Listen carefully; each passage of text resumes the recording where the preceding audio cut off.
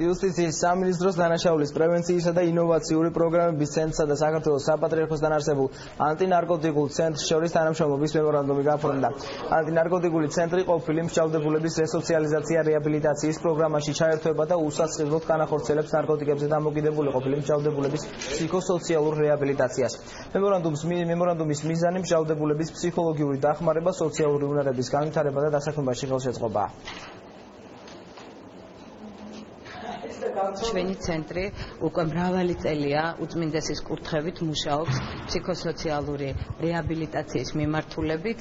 ჩვენ ვიმედოვნებთ, რომ აქტიური ურთიერთთანამშრომლობა ჩვენი და იუსტიციის სამინისტროსი, რომელიც უკვე დაწყებულია და დღევანდელი მემორანდუმი მხოლოდ ოფიციალურ გაფორმებას წარმოადგენს, ძალიან ეფექტურად ჩვენი საქმის განხორციელების მაქსიმალურ საშუალებას მოგცემს. აღნიშნული მემორანდუმის ფარგლებში ჩვენი სოციალური მუშაკები გადაამსამართებენ ანტინარკოტიკულ ცენტრში წამალდამოკიდებულ მსჯავრდებულებს და ფსიქოლოგიური ინტერვენციას განახორციელებს ანტინარკოტიკული ცენტრი. და რაც თავარია, ისინი ამ სერვისს შესთავაზებენ მსჯავრდებულებს სრულად უსასყიდლოდ.